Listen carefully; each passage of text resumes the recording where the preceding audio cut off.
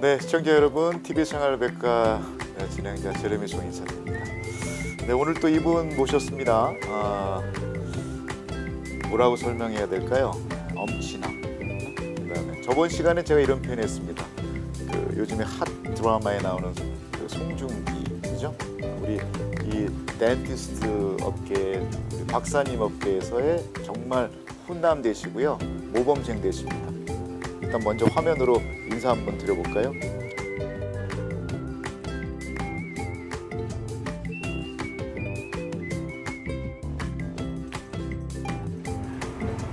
안녕하세요. 턱관절 코골이 전문치과 김영택 원장입니다.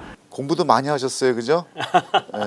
지금 뭐 보통 한 가지 한 군데 학교 공부하기도 정말 수제 그건데 제가 듣기로는 세 학교를 이렇게 좀 수교하신 것 같아요. 네.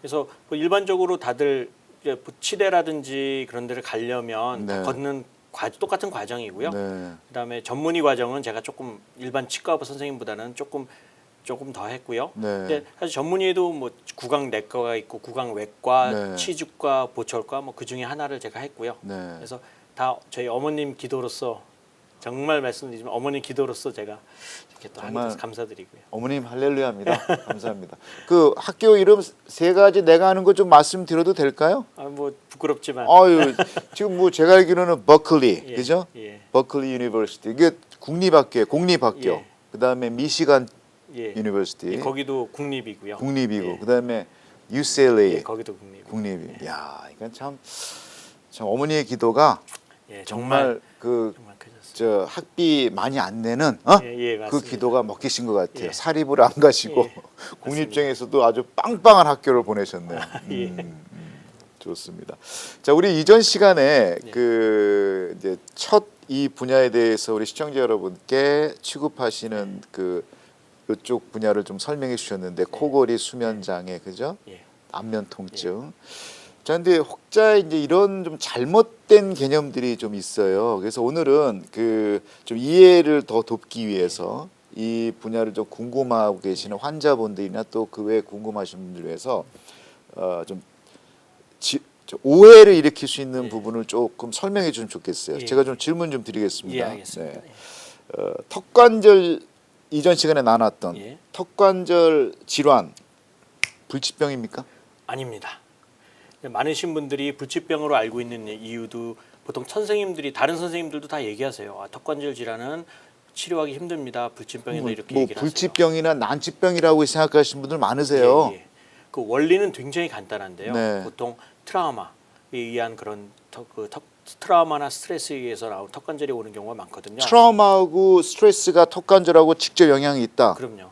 그래서 턱의 관절에 무리를 주는 트라우마, 뭐 심한 딱딱한 음식을 먹거나 이를 심하게 갈거나 스트레스 받을 때 하는 행동들, 이를 문다거나 이런 것들, 또 운동할 때 이를 악물고 운동하시는 분들, 저같이 말 많이 하는 직업 있잖아요. 예, 예. 이것도 턱관절 걸릴 수 있는 확률 높아요? 뭐 높은 건 아니지만 저 말 정말 많이 하거든요. 오히려 더 낮을 수도 있어요. 말 많이 하시는 분들이. 그런데 왜냐하면 턱을 계속 스트레칭을 하시기 때문에. 가장 문제는 이를 꽉 깨무는 행동들이 무는 거. 그게 턱에 무리를 제일 많이 주거든요. 보통 일반적으로 낮에 우리가 음식을 씹을 때 네. 턱이 얼마나 힘이 있겠냐고 생각하지만 거의 150파운드 정도의 힘을 턱이 받쳐낼 수 있어요. 저희 진기명기 보면 막 이로 물어서 비행기도 끌고 막 자동차도 끌고 그러잖아요. 예예예. 턱이 그만큼 강해요. 예. 그래서 그만큼 음식 먹을 때 하고 특히 잠자는 동안에는 거의 몸무게 2배, 한 300파운드까지 힘이 실릴 수 있어서 예, 이 가시는 분들이 있어요. 네, 드드득드드득. 예, 예. 그러신 분들은 턱에 무리를 굉장히 많이 줄 수 있고요. 물론 그런 걸 한다고 다 턱관절 되는 건 아니지만 가능성은 굉장히 많으세요. 그래서 그런 면에서 볼 때는 오히려 턱관절의 그 원인을 정확히 하신다면 네. 불치병이 절대 아닙니다. 불치병 아니고 난치병도 아니고. 예. 난치병은 maybe 그이라고 Maybe. 말씀드릴 수 있는 이유는 그 습관이랑 싸워야 되는 경우 많아요. 아, 습관하고 싸워야 되니까. 손톱 깨무는 습관, 이를 악무는 습관, 껌 씹는 습관, 또 턱을 괴는 습관 이런 습관들은 본인의 습관이기 때문에 그 고치기가 힘든 3살 버릇이 80살까지 간다는 것처럼 그렇게 고치기가 힘들어서 난치병이라고 한다면 yes. 하지만 본인의 의지가 있으면 충분히 고칠 수 있고요. 저희들이 사이칼로지스트들이 그 리서치한 걸 보면 자기 습관을 정말 자기가 이를 악물고 고친다고 한다면 2달 정도 걸린대요. 그러니까 정말, 이게 손톱 저는 옛날에 안 또 하려고. 같은 클래스 초등학교 때 손톱을 막 먹어서 나는 배고파서 먹는 줄 알았어. 예. 오케이. 그러면 아무튼 습관하고 싸워야 되기 때문에 그게 어려운 거지. 어려운 거지 불치병은 아니다. Yes. 예, 오케이. 아닙니다. 교정 치료 때문에 예. 혹시 턱관절 질병가 생겼다. 예. 뭐 이런 분들이 왕왕 있어요. 예. 그것도 맞습니까? 틀립니까? 그럴 수도 있고 아닐 수도 있어요.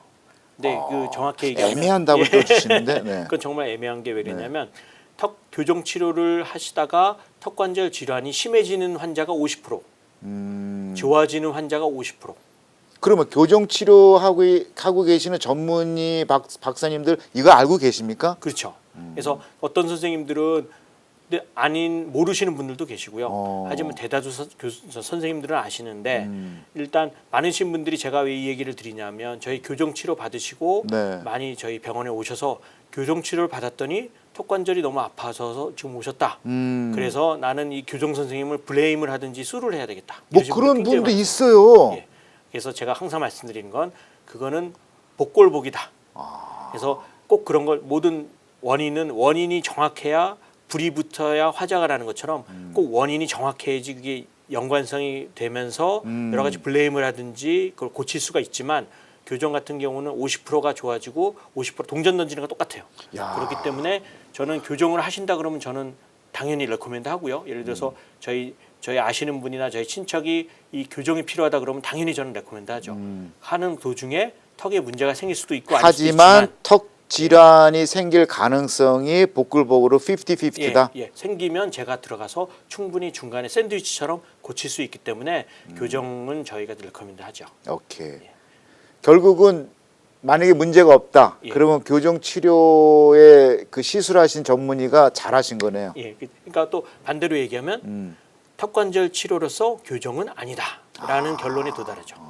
그러니까 이가 잘못돼서 턱관절 많으신 분들이 이가 교합이 잘 안 맞아서 네. 교정 치료를 해서 이를 이쁘게 만들면 턱관절 질환이 없어지겠다고 생각하시는데 이건 아니에요. 그래서 교합이랑 이가 제대로 안 맞는 거랑 주걱턱 이런 거랑 턱관절이랑은 연관이 거의 없다고 보시면 돼요. 없다. 거의 없다. 예.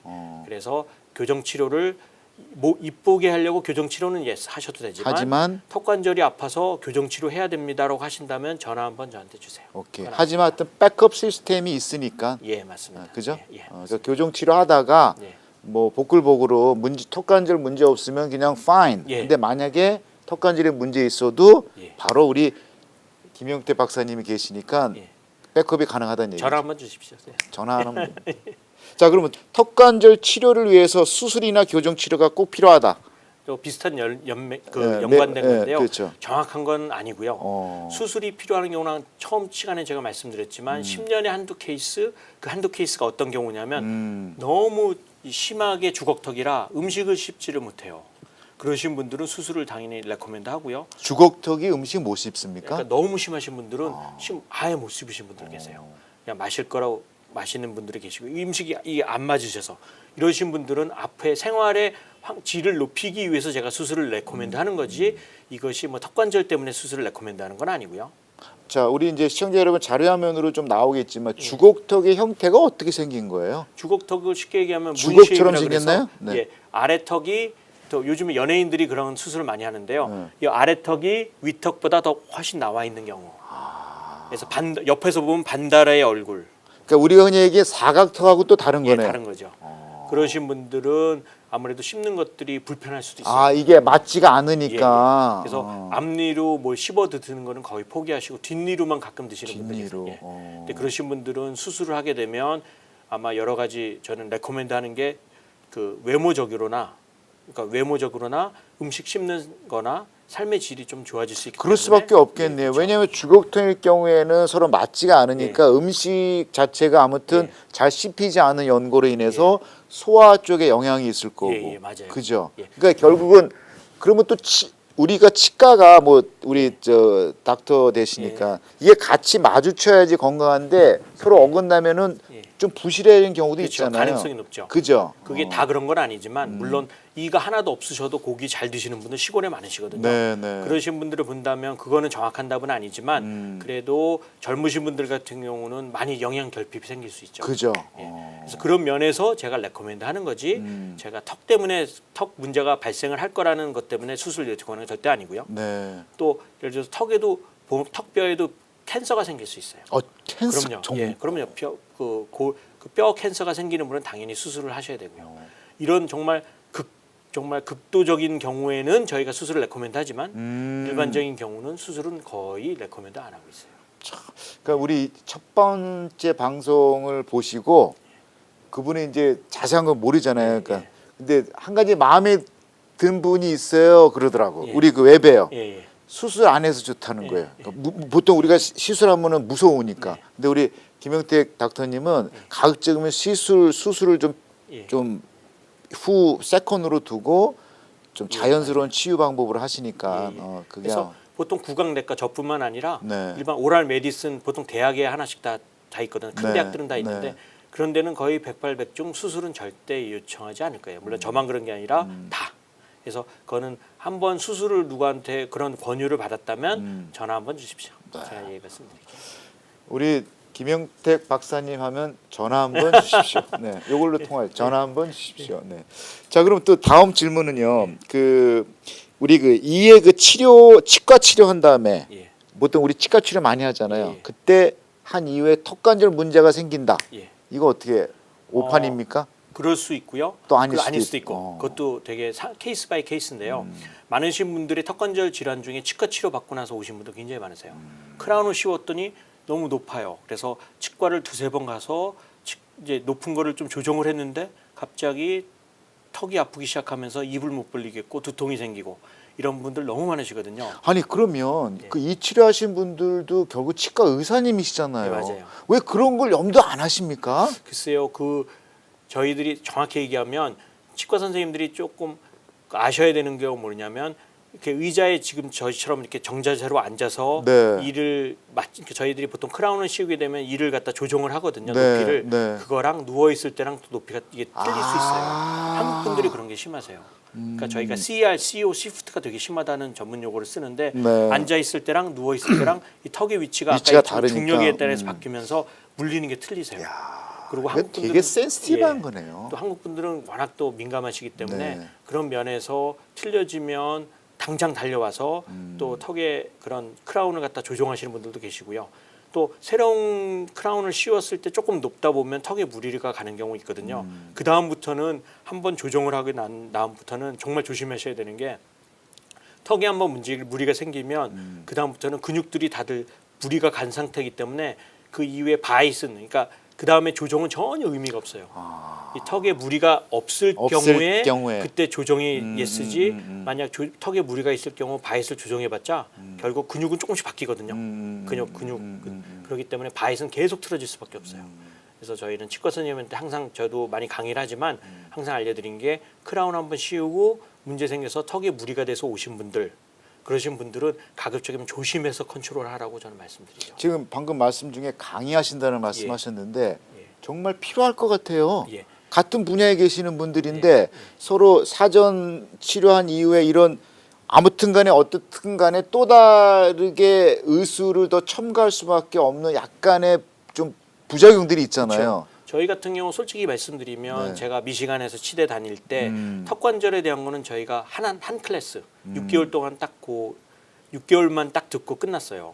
근데 6개월 동안 계속 듣는 게 아니라 그것도 시간이 일주일에 한 번씩 그러다 보니까 굉장히 치과 턱관절에 대한 분야들이 많이 배우지는 못했고요. 네. 그 다음에 그 C 코스라 그래서 그런 걸 가르치긴 하지만 많지는 않고요. 왜냐하면 지금 치과 선생님들은 여러 가지 너무 신경 쓸 일이 저보다 더 많으세요. 네. 저는 그 분야만 보면 되지만 치과 선생님들은 발치, 이빨 뽑는 거, 크라운, 뭐 신경 치료 모든 거를 다 계획을 짜야 되기 때문에 너무 신경 쓸 일이 많다 보면 간혹 이걸 놓치는 경우들이 있어요. 그래서 그런 것들은 저희한테 문의해 주시면 제가 도움될 수 있고요. 전화 한번 해주시면 좋습니다. 자, 그리고 이 턱관절 문제 실제로 보면은 턱이 올바른 위치에 있지 않아서 생긴다. 뭐 이런 얘기가 있고요. 그다음에 턱 교정으로 턱 관절의 올바른 위치를 찾아줘야 고칠 수 있다. 예. 뭐 이렇게 주장하시는 분도 있어요. 맞아요. 올 맞는 겁니까 오해입니까? 그거는 아닙니다. 아, 그 이유가 뭐냐면 턱에는 올바른 위치가 기본적으로는 있지만 그렇게 센서티브한 올바른 위치가 없어요. 그 얘기는 조금씩 턱의 위치는 조금씩 바뀌어요. 아 그래요? 사람이 씀에 따라서 또 밥을 먹음에 따라서 무리를 주기 때문에 관절염들은 조금씩 다들 가지고 계시고요. 네. 그러면서 턱의 위치가 좀 틀려지기 때문에 예전에는 정확한 턱의 위치를 10년 전의 위치로 맞추기 위해서 여러 가지로 저희들은 그 턱의 위치가 틀려서 문제가 된다고 생각을 했었거든요. 네. 그래서 거기에 따라서 저희들이 10년 전에는 크라운을 올리고 저희가 버리컬 디멘션이라 그래요. 이를 예전에 달았으면 이를 갖다 수복시키고 다시 만들고 버티컬 디멘션. 예. 그래서 보통 사람들이 이를 많이 쓰면 이가 갈리면서 이 점점 더 얼굴형이 좀 변형되죠. 변하죠. 그런 거를 예전처럼 크라운을 뒤쪽을 높이고 간 거를 갖다가 원 상태로 돌리고 이런 식으로 그 턱관절을 치료하려는 그런 노력들이 조금 있었어요. 있었어요. 10년 전에. 네. 근데 그런 것들이 다 결국은 다 수포로 들어가고요. 돈은 돈대로 뭐 거의 뭐 5만 불 이상 들어가면서 그 치료는 효과는 전혀 1년 2년 지나면 다시 원상태 그럼 턱이 그렇게 트라이했던 의술 자체가 무효화되면은 거기에 맞는 모든 대체 의술이 있어야 되는 거 아프고. 예. 아니겠습니까? 근데 이제 그런 것들이 없기 때문에 그게 문제죠. 그러니까 5만 불에 들려서 이를 다 새로운 크라운으로 다 바꾸고 턱의 위치를 제대로 이제 맞춰 놨는데 네. 그 다음에 1, 2년, 2년 후에 다시 턱이 아프면 그 다음에는 어떻게 하겠느냐? 야. 다시 크라운을 다시 뜯어서 새로 올려서 그걸 맡을 것이냐? 이제 이런 문제들이 발생을 해서 공사를 다시 해야 되느냐? 예, 맞아요. 야. 그러면 또 돈이 또 5만 불 이상이 들어가면서 하느냐? 그래서 사실은 예전에 턱관절 많으신 그 선생님들이 그 다 떠나신 이유가 그런 것들 때문이세요. 왜냐하면 예전에는 턱관절에 대한 의술들이 정확히 이런 이론으로 성립되지가 않았기 때문에 그냥 저희들이 뭐 어떤 임상 실험을 심성 통해서만, 없이 네. 생각에 의해서 이러지 않을까 하는 그런 걸로 많이들 저희 치료가 했었어요. 이제 그런 문제들이 너무나 발생을 하니까 저희들이 이제 대학에서 계속 리서치가 들어가기 시작했죠. 그래서 처음에 한 15년, 20년 전에는 그렇게 하다 보니까 턱관절 의사들이 저희 선배들 돈을 네. 굉장히 많이 벌었어요. 왜냐하면 한 사람당 5만 불씩 벌고 하다 보면 금방 집 사고 굉장히 돈을 많이 벌었는데 네. 그 다음부터 문제가 발생하기 시작하는데 걷잡을 수가 없는 거예요. 그러니까 선생님들이 도망가고 유럽으로 떠나시고 이야. 또 닫고 딴 데로 옮기시고 이제 이러신 경우들이 발생을 했죠. 학계에서는 야 이게 턱관절 치료가 이건 아니다고 싶어서 그 다음부터 논문들이 엄청난 전 세계에서 쏟아지기 시작했었어요. 왜냐하면 알다시피 임플란트도 지금 많은 리서치들이 나온 이유가 네. 핫한 이슈이기 때문에 네. 치과계에서 금강이라고 생각하기 때문에 많은 리서치가 나오고 있는데 네. 그때 당시에는 정말 정확히 하면 20년 전이지만 그때는 정말 턱관절이 정말 황금이라 생각해서 많으신 분들이 뛰어들었다가 그다음에 리서치들은 뛰어들고 그러다 보니까 다들 이게 아니라고 결론이 나기 시작했죠. 그래서 뛰어들었지만 맞아요. 해보니까 거기에 허구가 발생한 예, 거네. 맞아요. 그래서 장점은 그것 때문에 턱관절에는 이론이 성립이 됐고요. 그다음에 단점으로는 그것 때문에 먼저 치료 받으신 분들은 정말 시간과 돈과 정말 모든 것들을 건강을 다 낭비하게 됐고요. 그건 자, 정말 그럼 20년 전에 이 분야에 종사하셨던 선배 박사님들이 해왔던 부분들이 좀 오류된 부분들이 오류된 좀 부분이 많았어요. 있는데, 예. 자 후배 되시는 우리 이제 예. 지금 전문의들은 거기에 대한 대안이 뭐가 있습니까? 그래서 여러 가지로 저희는 첫 번째로 인식을 바꾸는 게 제일 중요해요. 그 일반적으로 이 바이시 턱관절이랑 관련이 없다는 것을 저는 계속 그거를 말씀을 드리지만 환자분들은 벌써 거기에 대해서 보통 저한테 오시기 전까지는 평균적으로 오랄 메디슨까지 오기 전까지는 거의 일반적으로 5명의 의사들을 거치고 오거든요. 네. 그러니까 일반적인 환자분들의 머리는 정말 커 계세요. 네. 뭐 치과에서 얘기를 듣고 또 어. 한 의사분들한테 얘기를 듣고 네. 그다음에 카이로프라틱에서 얘기를 듣고 이러다 보니까 인터넷 검색으로 얘기를 듣고 하다 보니까 머리가 굉장히 지식들이 그런 많은데 분들은 뭐라 그러냐면은 예. 안다 박사라고 그런다고. 예. 혼자만 아는 예, 박사야. 예. 네. 그래서 제가 그런 얘기로 이렇게 간단합니다고 얘기하면 이해를 못하시고 네. 굉장히 당황을 하시죠. 네. 다른데 정말 무슨 달나라에 무슨 이유가 있는 것처럼 네, 생각하시는데 네, 네, 결국은 네. 턱관절의 대부분은 본인한테 문제가 있었어요. 있다. 그래서 그런 문제를 인식 바꾸는 게 가장 힘들고요. 인식의 문제가 예, 가장 힘들고 그 다음에 이제 그 인식과 함께 그 습관들을 평생을 갖고 온 그 습관들을 제가 중간에 고쳐야 되니까 거기서 많은들 좀 트러블이 생길 수 있고요. 하지만 저희 환자분들은 결론적으로 보면 그런 것들을 바꾸신 분들은 정말 별 문제 없이 잘들 살아가고 계시고요. 네. 하여튼 제가 우리 그 지금 첫 번째, 두 번째 시간을 통해서 우리 김영택 박사님을 통해서 제가 지금 좀 느낌이 예. 아무튼 지금 새로운 분야를 전 예. 접하고 있거든요. 근데 또 더 지금 중요한 건 뭐냐면 되게 그 포장이 없어요. 있는 진솔한 얘기를 하시는 거예요. 그래서 이거 진실과 허구에 대한 부분들을 분명히 얘기해 주시고 근데 또 거기서 끝나는 게 아니고 백업 시스템이 있는 것 같아요. 그러니까 이제 지금 그 우리가 뭐 치료 의술 많은 덴티스트를 우리가 경험하잖아요. 예, 근데 맞아요. 그분들이 할 수 없는 분야, 또 다른 분야를 뭔가 이렇게 대안 의술이 있다는 거가 저는 하나의 큰 위로를 받습니다. 그래서 가끔 저는 우스갯소리로 음. 저희는 그 치과계 소록도라고 얘기를 해요. 야, 그 그러니까 의미가 있다. 보통 네. 이제 보내기를 환자분들이 정말 어디를 가야 될지도 모르시는 분들 너무 많으시거든요. 그러신 분 또 치과 선생님들도 어디로 보낼지도 모르시는 분들 이러신 분들이 저희는 이제 환자들을 보게 되면 제가 조금 안타까운 점도 많고 네. 좀 그런 것도 있냐면 사실은 제가 치료를 못 하게 되면 사실은 옵션이 굉장히 줄어요. 그러니까. 제가 UCLA 지금 외래 교수로 있지만 UCLA 보내도 저랑 똑같고 음. USC 보내도 똑같고 정말 어디를 보내도 거의 똑같은 결과가 나오기 때문에 네. 그런 면에서는 정말 저도 안타깝죠. 그래서 많이들 제가 최선을 다해서 보려고 하는 그런 것도 있고요. 좋습니다. 자, 오해와 진실 마지막 질문이 될 수 있네요. 이 턱관절 질환 예. 유전이다. 예. 어떻습니까? 유전은 아닙니다. 아닙니까? 네, 하지만 가족력이 있다. 그게 왜 이렇게 말씀드리냐면 저희가 유전이 아니고 전 정확히 배웠거든요. 그 다음에 곰곰이 환자를 보다 보니까 근데 가족력이 있다. 예. 이거 일단 유전의 의미도 예, 있는데요. 예. 이렇게 보시면은 가족력이라고 할 수 있는 게 보통 아버님이 좋아하는 음식은 아침에 밥상에 올라오면 애들도 같이 먹거든요. 젓가락 같이 가요. 예, 같이요. 네. 예.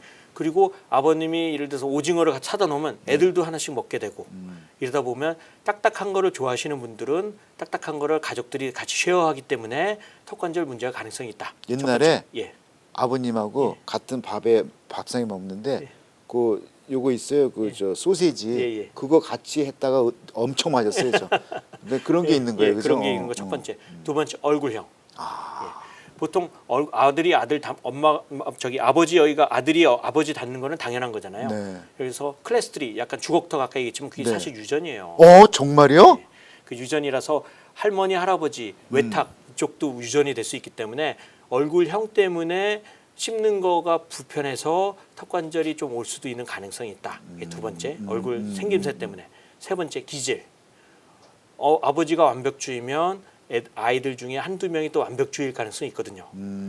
스트레스를 쉽게 받아요. 엄마가 스트레스를 막 받으면 굉장히 남들보다 쉽게 받으면 자녀분들 중에 기질이 비슷한 사람이 있어요. 성격들이. 그러면 그냥 종합적으로 턱관절 질환은 유전이다일 가능성의 퍼센트를 더 높여야 되지 않네. 영향을 많이 받는 거잖아요. 근데 거꾸로 얘기하면 생활 환경이라고 보고요. 환경이라고 예. 좀 정확한 표현은. 그래서 저희가 뭐 그런 건 아니지만 예를 들어서 정말 안타까운 얘기지만 저희 한국에서 입양을 많이 시키잖아요. 네. 아마 다른 데 가면 한국이랑 똑같은 자기 자식이지만 생활 환경에 따라서 틀릴 수가 있어요. 맞습니다.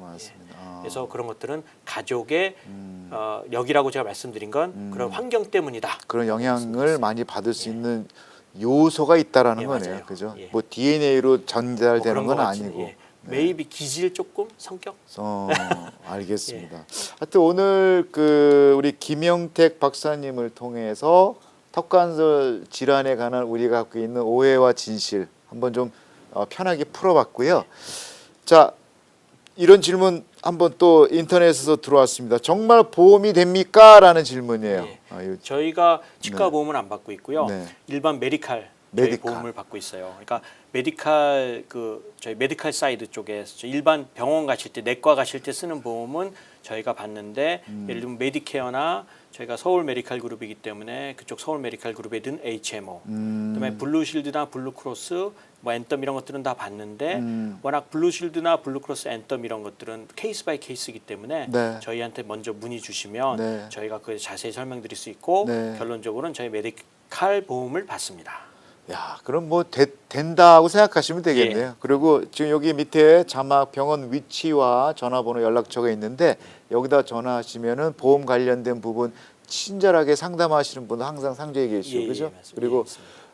아까 이제 이런 표현하셨습니다. 우리 김영택 박사님께서 소록도 같은 느낌. 이게 뭐냐면 결국 이제 앞에 전방 부대에서 해결 못하는 부분들을 막 후방 부대에서 막바지 이제 하시는 건데 그런 얘기의 반대적인 의미는 백업 시스템이 솔루션이 있다라고 우리는 해석하면 되는 거니까 오히려 더 편하게 받아들일게요. 네. 그만큼 저희 병원 전화 거실 때 네. 너무 부담 갖지 마시고 부담 갖지 마시란 얘기예요, 그죠? 내용이나 주시면 제가 말씀드릴 수 있습니다. 그리고 한 가지 여기서 꼭 잊지 마셔야 될 거는 보험이 없는 분들도 상당히 있는데 그 또한 그 의료 비용 자체도 그렇게 문턱이 높지 않다라는 부분이에요, 그죠? 예, 맞습니다. 그게 오히려 제가 시청자 입장을 대표해서 감사드립니다. 예, 왜냐하면 예.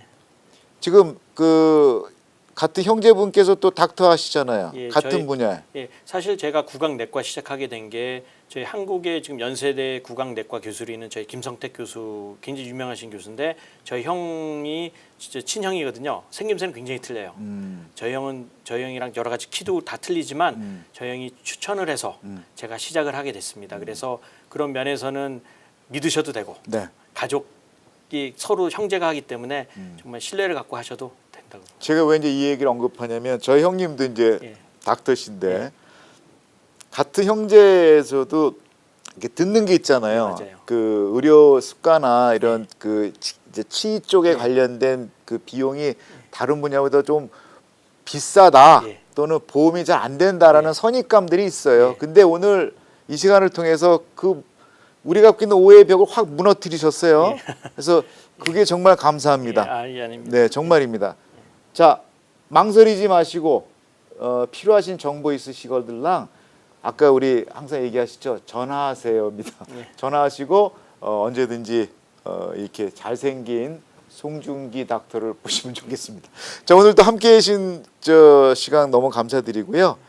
자, 우리 닥터 김영택 박사님을 통한 이 정보 고맙습니다. 저도 즐거운 시간이었습니다. 감사합니다. 네, 다음 시간에 또 우리 시청자분과 만나는 약속 드리고 우리 여기서 또 헤어져야 되겠네요. 예, 알겠습니다. 자, 시청자 여러분 좋은 저녁 되시기 바라겠습니다. 감사합니다.